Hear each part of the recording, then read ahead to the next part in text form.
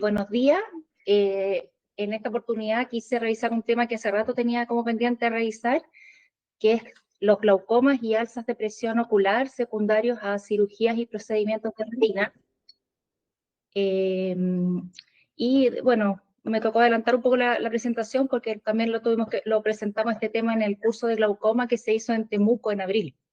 Con esto lo pasó Ricardo, ¿cierto? No se pasa. Ahí sí, ya, gracias. Bueno, en general los alzas de presión intraocular o glaucomas secundarios a cirugía de retina, yo me voy a enfocar básicamente en tres procedimientos, que son las cirugías propiamente tal, es decir, las vitrectomías, las que pueden ser asociadas al uso de gas, las que pueden ser usadas al uso de silicona en los casos de redestreñimientos, casos más difíciles, ¿cierto? O incluso a bandas esclerales. En el caso de las inyecciones, pueden ser asociados a uso de medicamentos como los corticoides o los anti-VEGF. Y finalmente me voy a referir cortito sobre procedimientos, específicamente la panfotocoagulación. ¿Con esto, Ricardo? Bueno, en general, la incidencia de glaucoma después de una vitrectomía, la incidencia está descrita hasta aproximadamente un 20%. Los factores de riesgo más comúnmente descritos son el uso de banda escleral, el uso de endofotocoagulación intraoperatoria. También es más frecuente cuando durante la cirugía se remueve el cristalino en comparación a cuando el paciente queda fáquico. Y los mecanismos por los cuales se puede producir el glaucoma pueden ser tanto de ángulo abierto como de ángulo estrecho. La gran mayoría, un 80% aproximadamente, son de ángulo abierto. Y si bien la fisiopatología no está bien clara de por qué eso sucede, una de las hipótesis es que al hacerse una vitrectomía hay difusión de oxígeno desde la cámara vítrea a la cámara anterior, lo que produciría un estrés oxidativo, lo que lleva a un daño del trabéculo. Bueno, dentro de los mecanismos por los cuales se puede producir una vitrectomía, un glaucoma de ángulo abierto, puede ser por expansión del gas, que puede no estar asociado a un cierre del ángulo, a trabeculitis, por el propio aceite de silicona, que puede ser sin bloqueo pupilar, como respuesta a un tratamiento con corticoides, o por mecanismos mediados por sangre.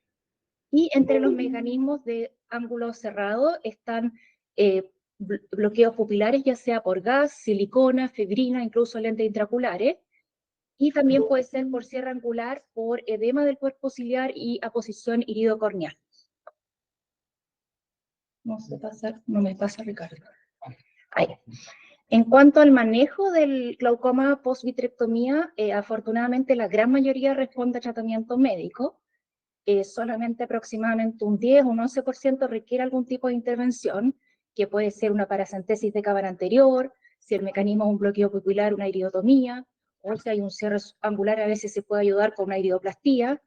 Y, por ejemplo, si el problema es que hay un coágulo de fibrina bloqueando la pupila, se puede tratar de disolver ya sea con láser argón o a través de una inyección intracamerular de activador tisular de plasminógeno. En casos que ya el tratamiento médico o alguno de estos procedimientos menores no logren controlar la presión, la cirugía de elección sería una cirugía filtrante, idealmente un tubo, ya que la conjuntiva en estos pacientes tiene muy mala calidad y la probabilidad de que falle una trabeculectomía es muy alta. Y el tubo que se puede colocar en estos pacientes puede colocarse como normalmente se hace en la cámara anterior, pero también existe la opción de colocarlo en pars plana. En caso de colocarlo en pars plana, eso sí hay que ponerle bastante hincapié al retinólogo que le haga una buena vitrectomía de la base vítrea para evitar que se ocluya el tubo. Y esta posición en pars plana se prefiere principalmente, sobre todo si es que se quiere proteger la córnea, obviamente si el paciente ya es pseudofágico, y si uno quiere evitar edema de la córnea o el paciente tiene un injerto córnea en que quiere alejar más el tubo del tejido que uno quiere cuidar. Y en general la tasa de éxito es bastante similar si es que uno lo pone tanto por pars plana o por cámara anterior, que es como un 60% de disminución de la presión a 2 años. Bueno, hablando ahora un poco del glaucoma que se asocia a la inyección de gas intravítrea, los principales gases que se usan en retina son el SF6 y el C3F8. La incidencia con que estos gases pueden aumentar la presión intraocular es bastante variable, desde un 6% hasta un 70% casi en el caso del SFC6, y en el caso del C3F8 también variable desde un 18 hasta un 60%. Como referencia para que ustedes sepan, el SF6 tiene la capacidad de más o menos 24, 48 horas expandir su volumen, aumentar al doble, mientras que el C3F8 lo puede hacer hasta 4 veces en el mismo periodo de tiempo. Y el SF6, lo único que dura menos tiempo dentro del ojo, dura aproximadamente 2 semanas, mientras que el C3F8 puede durar hasta 2 meses. La relación del aumento de la presión intraocular con los gases tiene relación directa con el volumen que se inyecte y con la concentración que se use. Y el mecanismo por el cual puede producir aumento de la presión o glaucoma puede ser también de ángulo abierto o de ángulo cerrado. De ángulo abierto cuando la expansión del gas supera la velocidad con que se drena el humor acuoso, o por un mecanismo de cierre angular en que hay un desplazamiento del diafragma iridocristaliniano, el que puede o no asociarse a un bloqueo pupilar. En cuanto al glaucoma después de la inyección de gas, en general las alzas de presiones son más bien tempranas, entre las primeras 24 horas. Siempre en estos casos mejor controlar a los pacientes con un tonómetro aplanático, porque sobre todo los tonómetros neumáticos pueden deformar el ojo, pueden comprimir el gas y subestimar la presión. Como medida preventiva, los pacientes que tienen gas dentro del ojo se les recomienda que se coloquen en posición prona, es decir, boca abajo, lo que previene que el gas se venga hacia adelante y desplace en forma anterior el diafragma iridocristaliniano. Y también se les sugiere evitar viajes en avión, ya que en altura la presión atmosférica es menor y eso permite que el gas se expanda aún más. En cuanto al manejo, en general las alzas leves se manejan con tratamiento médico, como supresores de acuoso, inhibidores de la anhidrasa carbónica oral. Sin embargo, en los casos más severos se puede requerir a veces aspirar el gas dentro del ojo. Si el mecanismo es un bloqueo pupilar, se puede realizar la iridotomía, y en los casos de más difícil manejo se requiere una cirugía filtrante. Ya dijimos que los tubos en estos casos son mejores que la trabeculectomía, y que se puede poner tanto en cámara anterior como pars plana, que si bien los resultados son bastante similares en cuanto a tasa de éxito de baja de presión, algunos estudios demuestran que cuando se colocan en pars plana podrían asociarse a una frecuencia mayor de complicaciones del segmento posterior. Y en caso que uno opte por colocar el tubo en la pars plana, lo ideal es que ese tubo se inserte por una esclerostomía distinta a la cual se hizo la vitrectomía, de manera de evitar que haya filtración alrededor del tubo y por lo tanto menos riesgo de hipotonía en el postoperatorio. En cuanto al glaucoma por aceite de silicona, su incidencia también es bastante variable, desde un 2 hasta un 56%. Los principales factores de riesgo son el tener un glaucoma previo. También es más frecuente en los pacientes que son diabéticos o que son afáquicos. Los mecanismos por los cuales el aceite de silicona puede producir glaucoma también pueden ser de ángulo abierto y de ángulo cerrado, y se puede presentar en forma temprana, ya sea por un bloqueo pupilar, por intraveculitis, sobre todo si un paciente ya tenía un glaucoma previo, o por migración de la silicona a cámara anterior. Y también se puede presentar ya más en forma más tardía, cuando hay burbujas de silicona en el trabéculo, por inflamación crónica, ya se han producido sinequias con cierre angular, rubiosis, migración de la silicona, que puede estar emulsificada o no, como en esta foto que está emulsificada, y también se ha descrito como un glaucoma de ángulo abierto idiopático. En cuanto al manejo del glaucoma post-vitrectomía con aceite de silicona, en general responden a tratamiento médico, ya sea con cicloplégicos, antiinflamatorios y hipotensores. Siempre se recomienda, sobre todo los afáquicos y pseudofáquicos, hacer una iridectomía profiláctica en hora 6, ya que las burbujas de siliconas tienden a subir a la hora 12, ¿cierto? De manera que así no se bloquee, no se produzca, y así no bloquee la iridectomía, aunque igual hay casos en que se pueden cerrar. Curiosamente, hay algunos trabajos que incluso en los casos que el mecanismo, cuando es de ángulo abierto y la presión no es tan alta, se ha descrito casos exitosos tratados con trabeculoplastía, en que se ha bajado la presión promedio de 25 a 16 en unos 6 meses. lo que puede ayudar en algunos casos, pero en los casos que ya son más refractarios, obviamente vamos a colocar un tubo, y el tubo también, idealmente colocarlo en estos casos, preferiblemente en el cuadrante inferior, para disminuir la probabilidad que la burbuja de silicona ocluya el lumen. Pero cuando ya los casos son más complejos, ojos de bajo potencial visual, o que el riesgo de extraer la silicona antes de poner el tubo es muy alto para que se vuelva a desprender la retina, y a veces es mejor necesario considerar el ciclodiodo, considerando que estos casos son de difícil manejo y pueden requerir más de un tratamiento. En cuanto a las vitrectomías con el uso de bandas esclerales, la pura banda puede producir estrechamiento de la cámara anterior hasta en un 50% de los casos, y eso se puede traducir en un glaucoma de ángulo estrecho en aproximadamente un 1, un 4%. Los principales factores de riesgo para producir este aumento de presión y glaucoma son tener un ángulo estrecho previo, el que la banda esté puesta en 360 grados, cuando la banda sobre todo está anterior al ecuador en su posición, pacientes altos miopes, mayores, y que presenten un desprendimiento ciliocoroideo posterior. El mecanismo por el cual la banda escleral produce glaucoma es principalmente porque la banda altera el drenaje de las venas corticosas.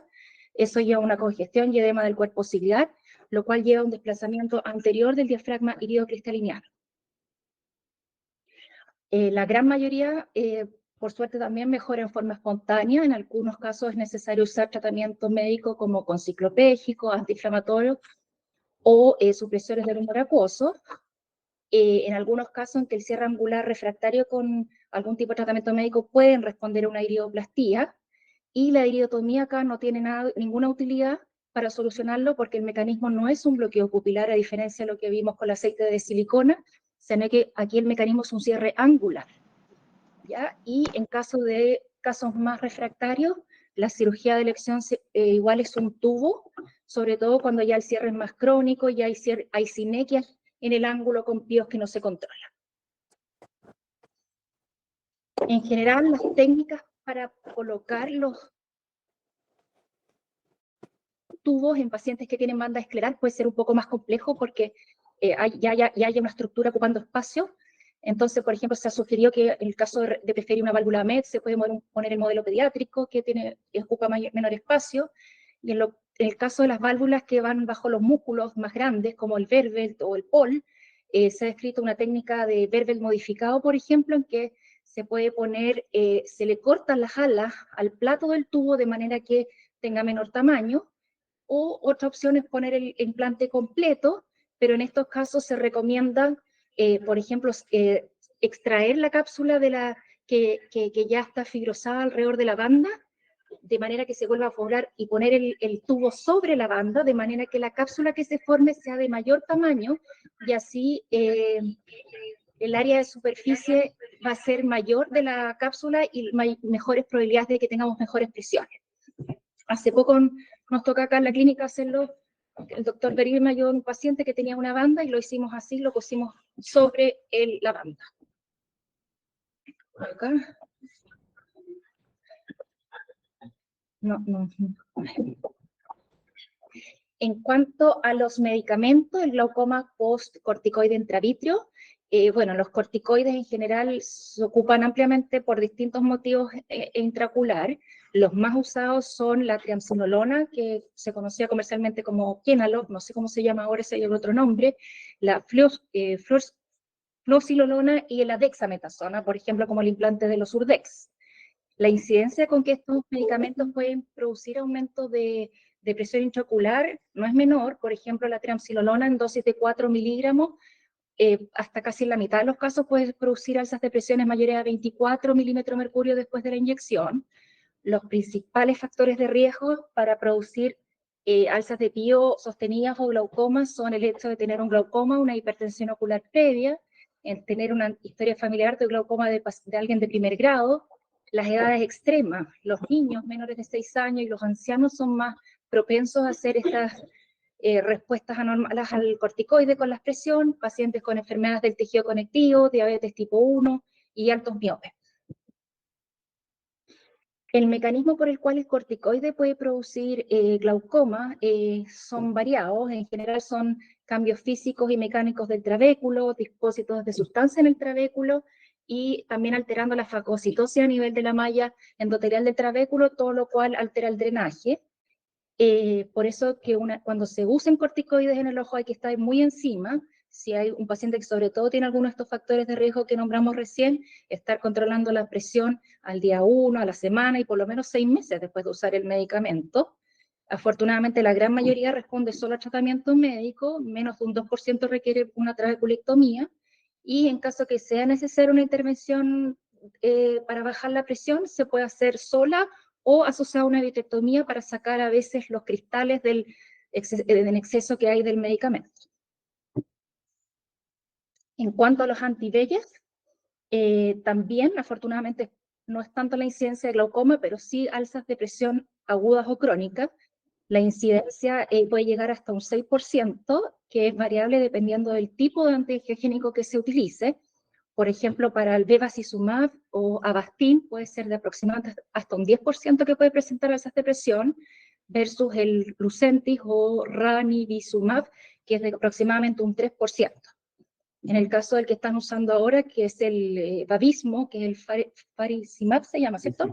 Ese es aproximadamente también un 3% la incidencia.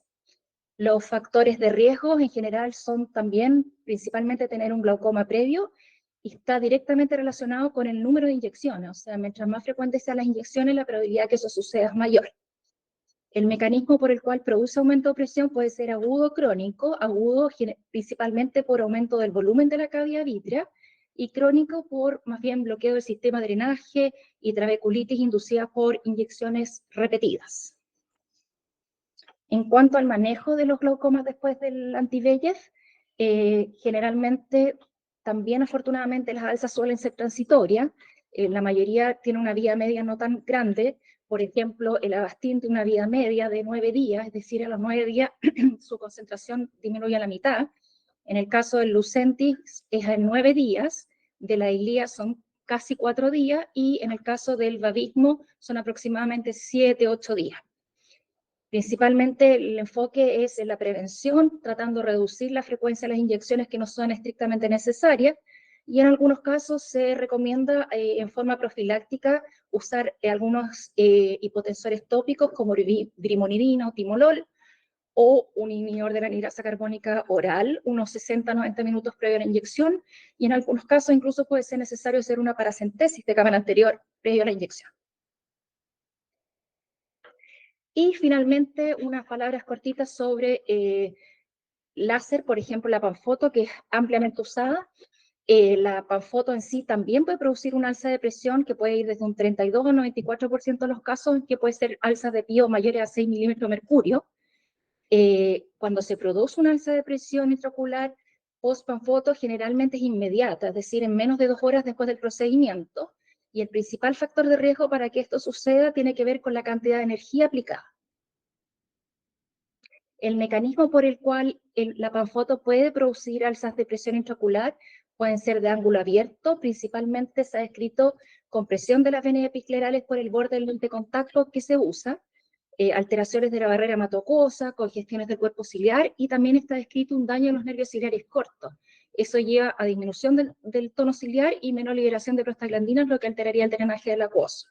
Y también está descrito un mecanismo de ángulo cerrado por edema del cuerpo ciliar, alteración de la barrera hematoacuosa y desplazamiento anterior del diafragma irido-cristaliniano.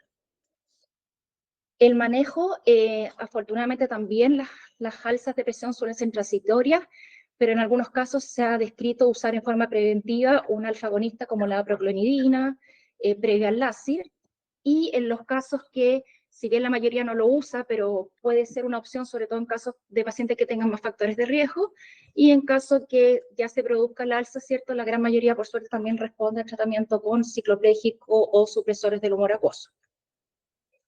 Como conclusión, entonces, recalcar que las alzas de presión después de cirugías o procedimientos de retina son frecuentes, pero afortunadamente la mayoría de las veces son transitorias.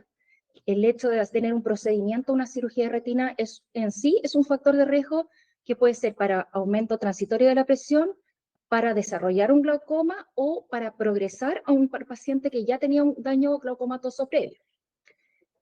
Aparte de estos pacientes son un desafío tanto diagnóstico como también en su tratamiento, porque las propias alteraciones, la evaluación del nervio óptico y del campo visual pueden estar, por la enfermedad de base de la retina, pueden hacer difícil interpretar los resultados. Como consideraciones, ¿cierto? Siempre es importante hacer una colonoscopia preoperatoria, lo que permite detectar a aquellos pacientes que tienen un alto riesgo de cierre angular, y al momento de controlar la presión, les recomiendo usar tonometría planática y no neumática, sobre todo en los pacientes que tienen gas, en que se puede comprimir el aire y subestimar la presión.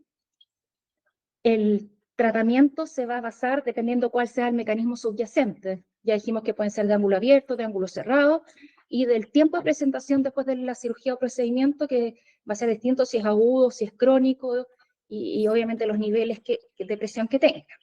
Afortunadamente la mayoría responde solo a terapia médica, pero algunos pueden requerir un tratamiento adicional, ya sea con láser o cirugía. En caso de cirugía, ya vimos que los implantes andan bastante mejor que la trabeculectomía porque la conjuntiva está manipulada, entonces la probabilidad de cicatrización es más alta. Y solo quería mencionarles acá, ya que como estamos de moda con las cirugías de mínimamente invasiva de glaucoma, incluso hay trabajos que ya describen el uso de GAT, porque tiene obviamente los pacientes que el mecanismo sea un ángulo abierto y una presión no tan alta, tiene la ventaja de que esta cirugía, en que se hace la goniotomía, que tampoco toca la conjuntiva, entonces también podría andar mejor. Muchas gracias.